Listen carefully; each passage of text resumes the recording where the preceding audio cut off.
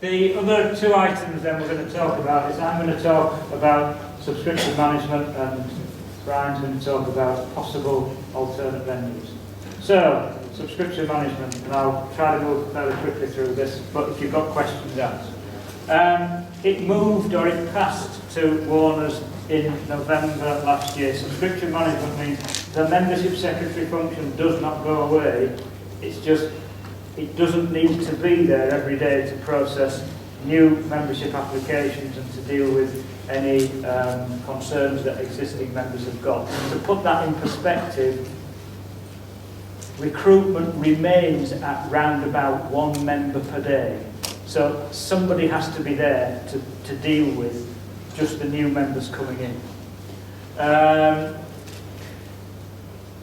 Enrolment continued at the time we moved via our website, via our Join Now process, which I'm so sure some in the room used to join. And the membership secretary received and continues to receive a dump of the data every month. That's critical because, I guess, especially from Mike's perspective, he wants to be satisfied that we could regain control of this direct. We could manage it directly ourselves if we ever had to. Renewals via Warner's infrastructure started in February, first with the electronic renewals and second with the renewals as a result of the paperwork that came out with SMT. I'll talk about some learning experiences from both of those in a moment. Enrolment of new members started in March, around about the 1st or 2nd of March.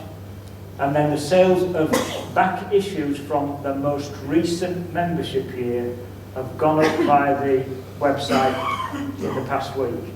The reason we're doing that, again, to make sure there's no misunderstanding, the reason we're doing that is so that prospective members who look at the offer online and want to see what an SMT looks like can order one from last year and then decide whether based on that they want to join for this year. So it doesn't compromise the membership proposition for this year, but we hope that it will stimulate people to join, and it will also increase the number of back issues that we sell because it's dropped to a very low level using the existing channels. And finally, I visit Warner's every month, and I'm probably on the phone with them at least once or twice a week. Okay, so one of the questions that came up was, as a result of, this came from social media, from our e-group, as a result of us moving to subscription management to Warner's, had we seen a significant reduction in the number of people who had renewed? The only two applicable measure points I've got are from last year, 1st of April, from this year, it was the 5th of April. And 82% of the membership had renewed this year as of 5th of April, 83% had renewed last year as of 1st of April. In other words, not a lot of change. But the big change is how people have renewed. And the surprise has been that so many people who previously used an online payment method have moved to direct debit. So a lot of the membership has moved to direct debit. As you see, 21% of the membership has moved to direct debit. Some more of them have moved to direct debit today as well. 73% of that 767 members are actually people who used to renew online. So the drop in online renewals is not necessarily to do with any difficulty that people have had with it, and I know some have. It's because a lot of people have decided to go via direct debit, some of whom went to direct debit online, some of whom went to direct debit as soon as they got the opportunity to do so in November. The other thing is, a huge number of members have picked up the phone. You could never do that before, and yet some people wanted to, and for the first time it's been available, and a lot of people have done that. So as it stood when I put this data together earlier in the week, 3,719 is renewed. We're probably up around 3,800 now. There'll be more reminders going out to people to renew, and those people have turned up today and renewed in person. We've tried to get them to take out a direct debit because it's good for them and it's good for us. If they couldn't renew until now, maybe a direct debit helps them in the future. Okay, it's not all been plain sailing. There must be some in the room who've had some difficulty. So first of all, the web process that we have used could be simplified. You had to provide 3 pieces of data. We want to see if we can make that easier next year, use less data next year. We also want to take members to something that only allows you to renew. We allowed people to change their membership this year. A very small number of members found that of benefit. About 40 members found it confusing and ended up joining the association anew instead of renewing. So we want to remove that opportunity for ambiguity next year. The server capacity that we configured initially, or that Warner's configured initially, was not sufficient. So you've all heard of situations where, I don't know, Take That decide that they're going to do another run of tours, and all of a sudden there's a website that's brought down when the World and His Dog tries to go and buy tickets on the same day. We experienced the same thing, albeit with a smaller server capacity and a smaller volume on the first day that we opened up electronic renewals. We sent out around about 2,500 invitations. We were able to send them out all at the same time from Warner's, whereas when I used to send them out, they had to be sent out 250 at a time. And that meant that we got a huge hit, and that caused some server capacity issues which have been addressed. Same applies with phone capacity. We've now got a much quicker turnaround on SMT. In other words, from printing, we finished printing February SMT on Wednesday. It was picked up by Royal Mail on Friday, and it was delivered to UK addresses on Saturday. That cycle used to take 2 weeks under the old scheme of things. That meant that lots of people received their SMT on Saturday, and they picked up the phone. Warners have a smaller workforce in on a Saturday, and they have a shorter service window, and we were hit big time with that. So we need to learn, as Warners recognise that, we need to make sure that they're more linked up with when the magazine is going to be picked up for delivery, so that they can have the necessary number of people available on the phone. And a small number of people, most of them not in this room, have had postal addresses which the combination of systems used didn't support. The US addresses that were affected have been fixed. There's a small number that still need to be fixed, and I don't today have a solution to the one member in Dubai, because neither system will deal with an address that doesn't have a postal code. They don't have postal codes in Dubai. But we managed to renew that member notwithstanding. So there have been difficulties. We have learned as we've gone along. There have been some things that have worked well though. Been a lot of positive comments about the ability to use the phone, and there have been a lot of positive comments about the manner of the people at Warner's that those who've used the phone have dealt with, and there's also been a lot of positive comments about any difficulties that people have had and how Warner's have adapted to that. There have been a very few number of people who don't trust Sage Pay. Equally, there were a number of people who didn't trust PayPal. So you can't win. It doesn't really matter what payment vehicle you provide online, somebody won't like it. It's one of those things. And that's why the other channels are available. Where we've known of problems, Warners have made outbound calls. So specifically, I know they've made a call to a member in Germany, a call to a couple of members in the US. They made a call to a member on the Faroe Islands who couldn't renew because the Faroe Islands wasn't a location that SagePay recognised as a country. Hey ho. All I'm pointing out is that those kind of things couldn't have happened in the past, and where I found out about it, Warners have been very quick to pick it up.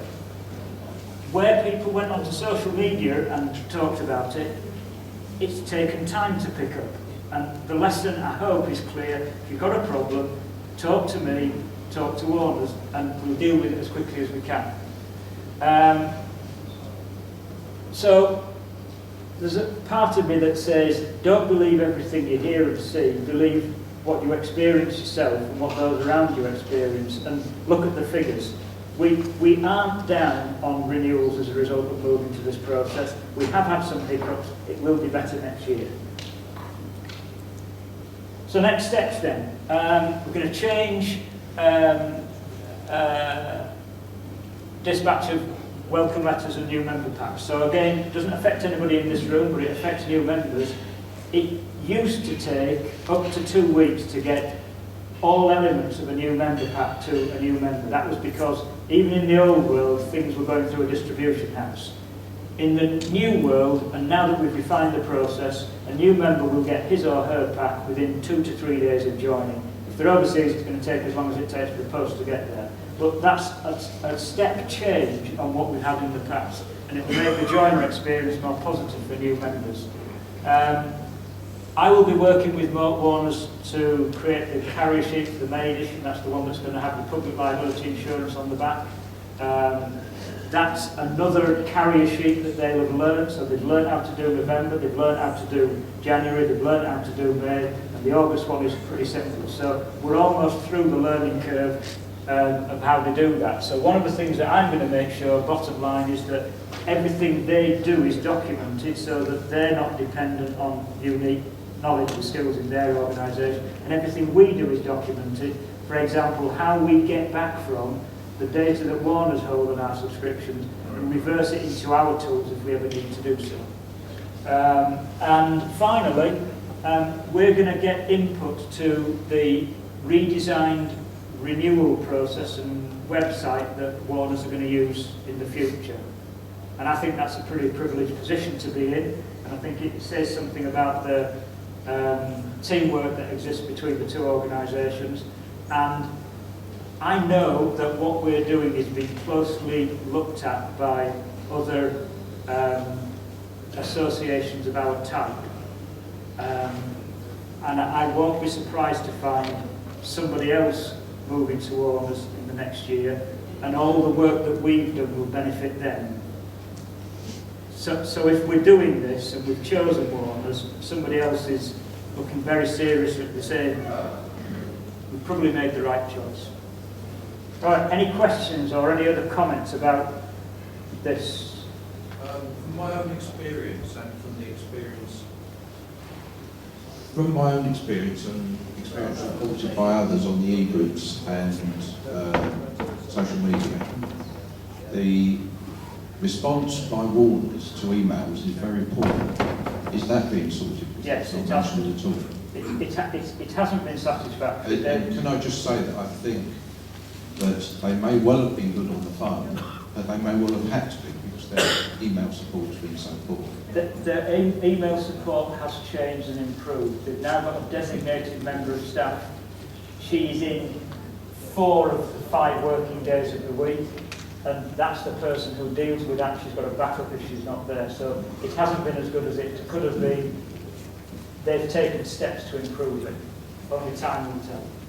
But once again, if members don't get a response from Warners, please let me know. Putting it on social media is not going to necessarily bring it to my attention. I do not go into social media every day or several times a day. I'm not going to, that's not my bag. Any other comments? Alan, you said that the supply of back numbers has gone over to Warners.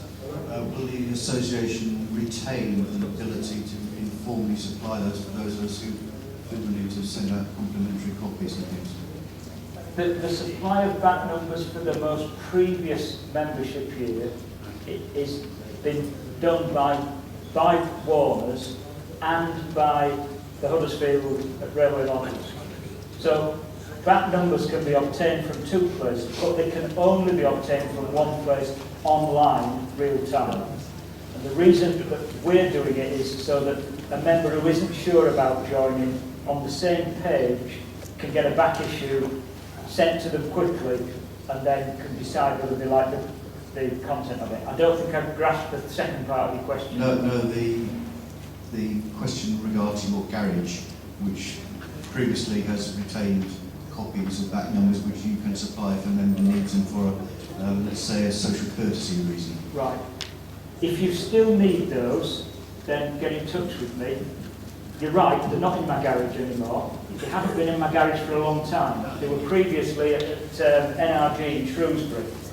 And I just kept a small number locally, and that's what I do still. So when the magazine comes out, I get Warners to send me circa 20 copies, I sent 3 copies out on a complimentary basis there and then, and I retained the rest for situations such as yours.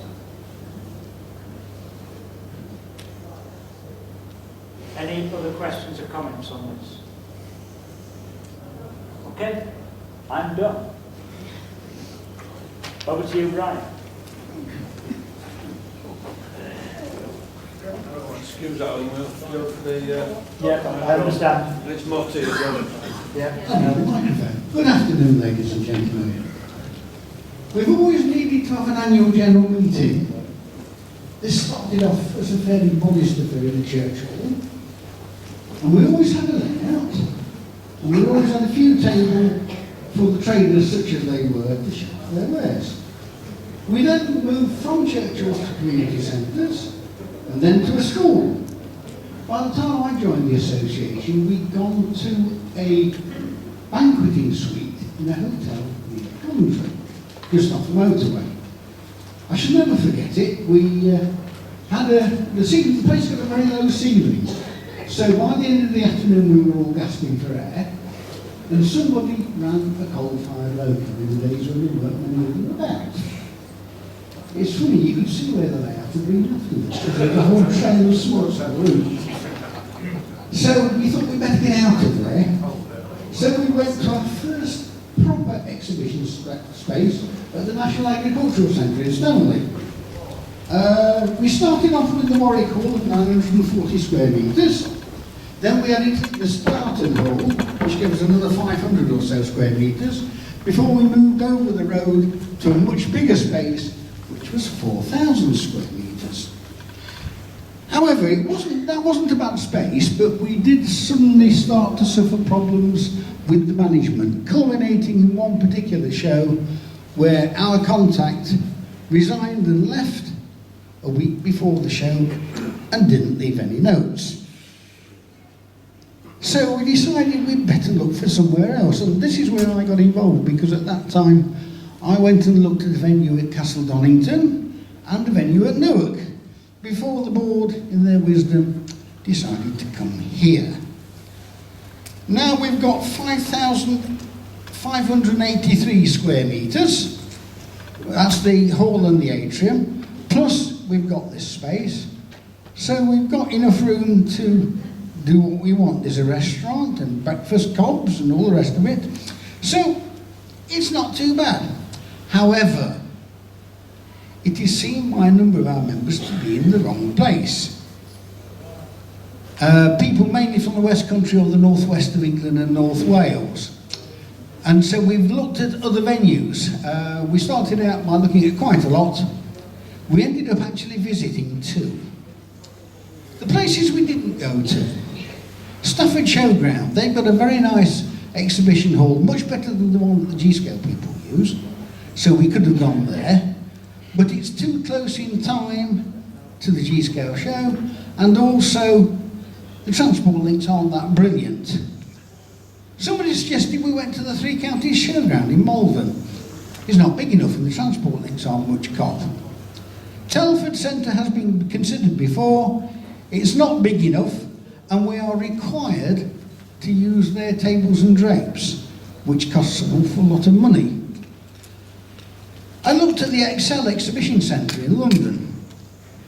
It's got a lot going for it, like a giant Premier Inn next door, about 16 stories I think. You can actually have a bedroom on the 4th floor and train spot the London's light railway trains as they go past through your bedroom window. It's also all level access, and it's all level access from the middle of London. The only problem is everybody's got to go through London to get to it, so that wouldn't have pleased anybody. Then there's the elephant in the corner of the exhibition hall, the NEC.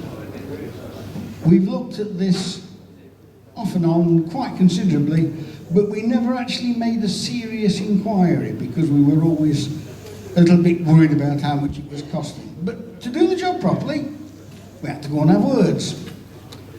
We had words, but the problem was they hadn't got a hall in April, and if we moved the show to coincide with Whalley, which is something we consider might just be possible down the line, they wouldn't want us there because they've already got one model railway show. So that ruled those out. So we left us with a short list of 2. The Rico Arena in Coventry and Manchester Central in Manchester. So parking is currently £10 a day. We would get a discounted rate of £5. There is a nice hotel opposite. There are lots of nice eating houses all the way around it.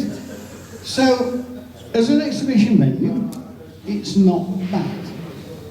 However, the discounted rate for our first year is something like twice what we're paying now, and it will go up to 3 times what we're paying now when we got into the system. So that wasn't really satisfactory. And the other one, let's go to the Rico Arena now. Oh, yes, this is the entrance to the Rico Arena, next door to Coventry City Football Club. Very easy to find. I found it on a foggy day, it was terrible, but we actually found it quite easy. So there we are, nice entrance. We've got a coffee bar, next slide. And we've got the hotel dining room, because in fact the hotel is actually built straight onto the centre, which is quite nice. We'll go for the next one. This is the room that we envisaged would be used for member-to-member sales. Where all those curtains are, there are full-length windows. So in fact what you could do is turn member-to-member sales on its head and have a vast shop window all the way down the corridor, and then just go in to buy things. And there was room there as well to have the AGM. Next one, and that's the hall. A very large hall. They were actually setting up something else there, so quite how we go on I don't know, but it's a very large hall which will be suitable. However, there is of course always a problem, and the problem is the car parking. Now, I don't know whether we've had the count. Yes. Lawrence? Yes, Mike's done Brian. it, upwards of 1,200 cars on site at present. So I'll let him get back to it. Which is where the problem arises, because the maximum car parking space is 1,000 cars, and if Coventry City are playing at home, Including traders and rails. That's included. Yes. that's an inclusive figure for all vehicles. And when Coventry City are at home, there are only 750 spaces. So it ain't big enough. We've been all the way around. Somebody actually suggested that we go to the Winter Gardens in Blackpool, which I said would suit everybody in the northwest, but it wouldn't suit anybody down here. The problem is we've got so big that there ain't that many places we can actually go to. And I think that this is probably as good as we are going to get at this point in time.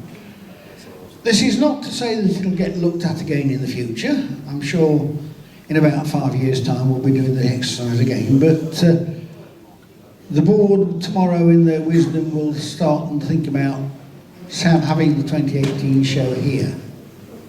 Because, quite frankly, we haven't found anything better. Okay, thank you. Any questions? Any questions to Brian? Just one. Yes? Have you thought of going back to the NAC and seeing if it's any better? It's car parking as well there. It's Car taken parking with is £12. It's £12 car parking there. £12 a car to park at the NEC. No, NAC. Sorry? Oh, the National Agricultural Sterling. Centre. It's not big enough, is it? Not big enough It's not now. big enough. No. One of the things that you should recognise is when you look at that hall outside, we've got a completely open space, no pillars. And one of the shortcomings of the NAC was, remember they had pillars that held up the roof of the big hall, and that made organising the show and making best use of the space quite difficult.